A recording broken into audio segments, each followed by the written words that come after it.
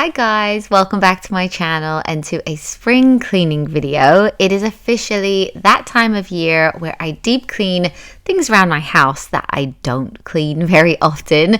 So you're going to see some very satisfying before and afters today. A lot of dusting, a lot of cobwebs, a lot of dirt. I'm also cleaning things like our baseboards. I'm moving furniture. I'm cleaning the microwave, which, oh my goodness, I didn't realize how bad this had gotten. And I'm also going to clean our oven. I've got a new gadget to show you guys. I'm also cleaning some appliances like our toaster and our vacuums, and I'm even switching out our winter rug for a spring rug. So yeah, I hope you really enjoy this video. I hope it gives you some motivation and inspiration to start spring cleaning as well. If you do like this kind of content, definitely subscribe, because I'm going to be making a few more videos like this because I have a lot to get through. This is my spring cleaning checklist that I'm going to work my way through.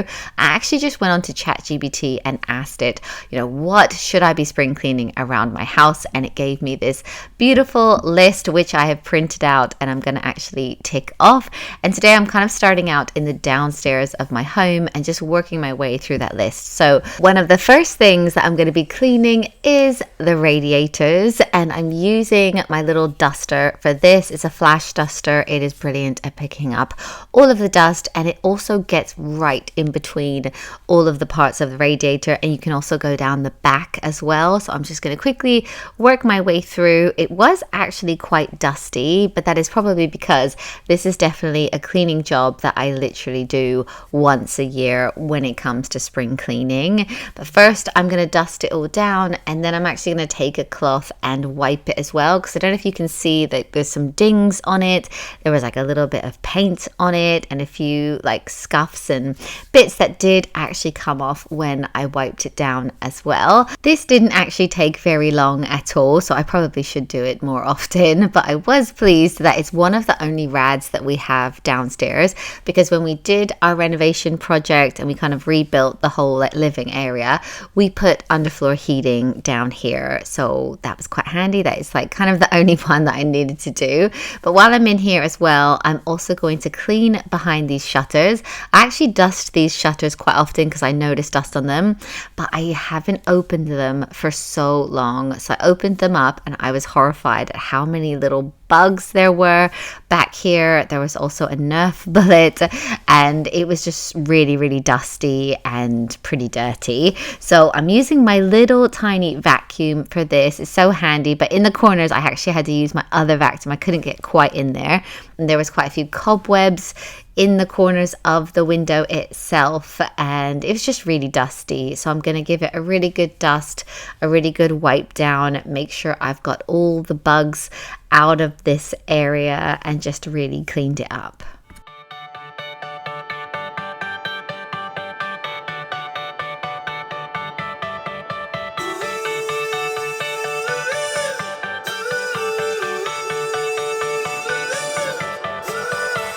Still got your pearls hanging by my bedside.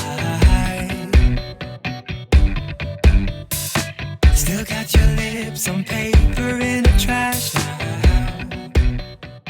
The next thing on my list is to clean light fixtures and ceiling fans if you have them. So I'm going to start out in the kitchen and dust these two lights that we have over our kitchen island, and then I'm also going to wipe them down because they are in a place where I cook. I actually noticed that they were a little bit greasy, so I'm just going to give them a bit of a wipe and the actual thing that holds it on the ceiling, and then I'm also going to wipe down this light which is over our dining area. This was actually quite dusty. I actually do tend to dust the bulbs quite often, but actually this part, like the fitting itself, needed a really good wipe down.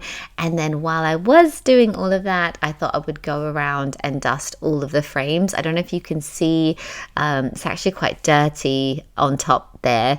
And then there were some cobwebs on the wall, and we have quite a few frames like in this area here. So I'm going to give that a really good dust and wipe down. And then I also decided to dust on top of this shelf. And oh my goodness, I could not believe how much dust there was actually up in that area. But I guess it's not a place I ever see, so I haven't dusted it for ages. There were also some cobwebs over in this corner on this light, and then also I did these canvases, which were pretty dusty as well.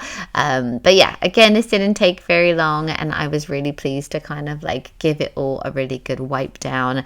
And then I'm going to move this furniture here, because the next thing that I want to clean are the baseboards. So in this area, I actually don't tend to move this furniture that often. I tend to just like vacuum around it. So I thought it was a good opportunity to actually move all of this furniture, wash the baseboards. I'm literally just using some fairy liquid in some water and giving it a really good wash. I know there's all kinds of hacks that you can do.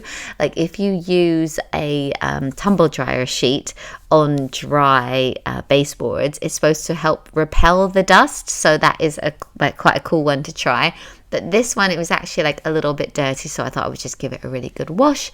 Then I vacuumed, and I'm going to put the furniture back. I should also mention that the black things attached to the coffee table are microphones, because we record our podcast in this corner, which is actually coming out a week today. So I'll let you know when it is. But yeah, it's coming out next Monday. We've recorded 4 episodes so far, and we've just been editing it all and getting ready. So yeah, very soon that will be out. Now moving on to this baseboard over here, which is where the dog bed is, and it was actually quite dirty, so I needed to give that a really good wipe down. But then luckily we don't have many more baseboards in this room, so now I'm going to move on to cleaning our microwave. So when we redid our kitchen, we actually had an inbuilt microwave put in, and it is really dirty and like disgusting, even though I have one of those microwave covers, and I always tell everyone to cover their food. There is still some mess in there. So the way that I do it is I get a bowl of water, and then I've added some white vinegar to it. I normally do white vinegar or half a lemon, and then I will microwave it for about 4 minutes, and this just creates loads of steam in there. Oh, I am doing this tiny bit of baseboard, which was really muddy, while that is in the microwave. And this part over here where the dog eats was pretty dirty, and we've got like a little it's actually a cutoff from our kitchen counter for her, so that's there. And then that is like steaming inside the microwave, and it helps to steam off some of the disgusting dirt that is in there. So stuff on the ceiling. I'm also going to wash all of the other parts of the microwave, like the little dish and the trays and things. And then I'm going to go in and actually clean the door, which I did also add a little bit of surface spray too, to kind of help like get the grease off, but most of it has kind of been steamed by that method. So the door here wasn't too difficult to clean. It cleaned up really nicely, and this part as well. But I actually found cleaning the walls and the ceiling quite tricky. Where it's built in, it has like, you can see all the wires,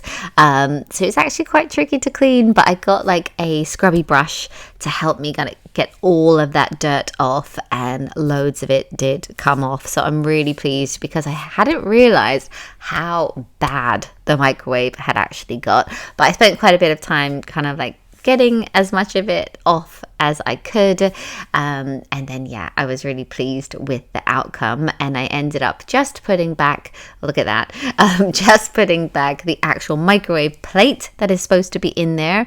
This can be a microwave or an actual oven, but we've never used it as an actual oven, so I don't think all the trays and things like that need to be in there. So I have stored that somewhere else.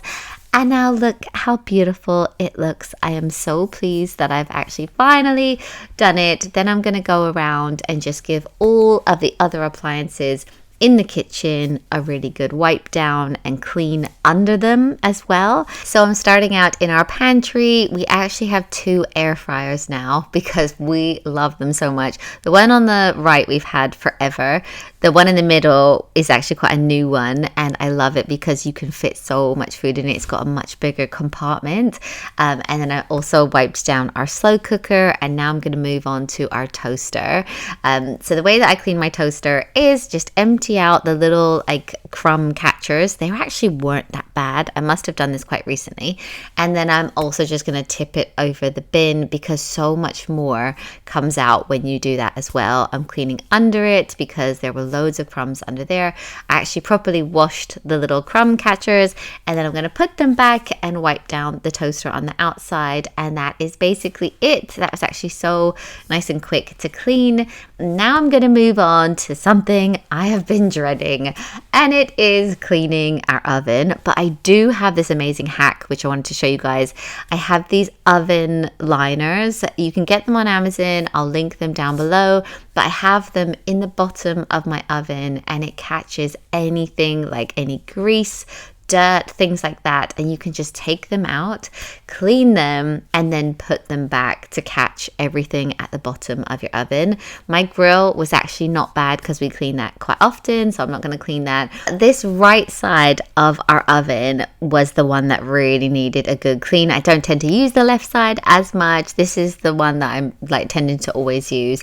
So the door was actually really greasy and pretty dirty, so I put like an abrasive cleaner on that, whereas I'm just going to wipe the bottoms because I have those oven liners. That tends to catch the majority of things, so I just wanted to give it a bit of a wipe down. Then I tried this scraper on the grease of the door, and it did get quite a bit off, but not all of it. So I thought this was the perfect opportunity to actually test out a new gadget that I recently got. It is a steamer, and it was from a place called Beldray, but again, you can just get it on Amazon. You basically put some water into it, and then you can steam things. So I thought I would try and steam this door, and it worked so well. But you can also use this steamer for like grout. You can actually, it's got an attachment so you can even steam clothes. But once I had steamed it, and then I went back in with my little scraper, which again is such a great cleaning tool. I'll link that for you guys as well, because I use this so much on the top of the oven and on any like sticky glue things on the table. It's just, I actually end up using this so often. But once I had steamed it, it scraped right off, and it was so nice and clean. So yeah, I'm really pleased with how this turned out. So now I'm just going to dry the oven liners and put them back to catch any mess in the future. But yeah, I'm really pleased. That is a big tick off of my spring cleaning checklist. And the next thing that I'm going to spring clean is our backsplash in our kitchen. I wipe down our kitchen surfaces probably 2 to 3 times a day normally, but actually the backsplash is something I don't clean that often. So I'm just going to wipe it down. I'm going to spray it with my kitchen surface spray, give it a really good wipe down, get any bits off of it that need to come off. I never knew love could be so sweet. I never knew it would sting. I never knew love like this would leave me in pieces. Oh, Emily, when did you fall right out of love? Oh, Emily, when did the magic stop for us? Okay, so next up, we're going to do a job that we have been putting off, and that is to switch our Christmas rug over to our spring rug. But this is the next day, because when we went to do this, we realized that when we put the white rug, which is drying over the couch, you can probably see it, when we put that away at Christmas, we hadn't washed it. So I needed to actually wash that and then let it dry. So this is now the next day. Luckily, it's been really sunny, and it actually dried really nicely in this window. But now we're going to move the couches. As you can see, I like wipe down the coffee tables, move the dog, move the cushions, everything, push everything back, and then we can actually pull up this Christmas rug. So I've said before, but our rugs are, a lot of them are from Ruggable, so they kind of stick down to a thick base. But then it's brilliant because when you do want to wash them, you can actually just pull the top layer of the rug off, which is actually pretty thin, and it fits into our washing machine upstairs. So then you can actually give it a really good wash, and it means you can do it quite often. But of course, when we did this, it also turned into a couch deep clean, and we vacuumed under the couches, we vacuumed like between the cushions and sorted out all of the cushions, and just took all of the throws off of the couch as well, washed them, and just like had a really good sort out. Now that is done, we can now pull up this rug, and then we can wash it, dry it, ready for next Christmas, because I did really love having this at Christmas. I got a few messages of people saying, oh, I don't like it, I think it's a bit tacky, but it was only like a few people, and I don't know, it kind of made the whole space a little bit cozier, so we loved it. But anyway, I'm going to take that off. I don't know whether to wash it immediately or wash it when it's really hot and sunny and it's going to dry really quickly, so I'm going to like think about that. And then we ended up vacuuming this base. It's Velcro, so the dog loved it. She was like itching herself on it, rubbing her back on it as well. And then we put this rug down, which is the one we had before. It's a bit more neutral, it works really well in this room, and yeah, so this works so much better when you do have another person to help you, because you kind of need to get it right into the corners, and then I kind of go around smoothing out the rug. Because of the size of it, it's a bit trickier, whereas with the smaller rugs that we have, it's really easy. Then we moved the couches back, and that is all done, and I'm so pleased that we finally got around to doing this, because that has been on my list for ages. I can't believe it's already over. Too late to talk and fix whatever's broken. I always thought love like ours would last. I never knew love could pass. Tomorrow comes and you are not around. And while we were vacuuming under the rug, we realized our vacuum was making like a bit of a funny sound. If your Dyson vacuum ever starts making a bit of a funny sound, it just means that your filters need cleaning. And then we noticed that the actual head needed cleaning as well. So we've taken the filters off of, we've got two different ones, and we're going to give that a really good rinse through. Normally just rinsing through the filter like this and drying it well solves the problem, but then also every now and then I will do a bit of a like deep clean on my vacuum. I've actually made a whole video on how to clean your Dyson vacuum, and it's one of my most viewed videos ever. It's like well over 1 million views. The filter's pretty clever as well. If you see those little white taps that are on the filter, you can only see them when it's nice and clean. When they get covered in dust, you can't see the taps. So if you ever can't see the taps, it means you need to give them a wash, if that makes any sense. And then I also had to clean the head itself. I haven't cleaned this since I got it a couple of years ago, and it had loads of my hair in it. I can't even blame it on anyone else in the house. I'm the only one with long blonde hair, and there was so much filth like caked in there. So I got it all out with a fork of all things, and then I gave it a really good rinse and wash, and I dried everything in the sun, and it is already working so much better. So I'm really pleased I did that as well. But yeah, anyway, I hope you really enjoyed this video. Let me know what you think in the comments below, and I'm gonna make a spring cleaning part 2 very soon, because I have quite a bit more to do. But yeah, thanks so much for watching, and I'll see you in my next one. Bye guys.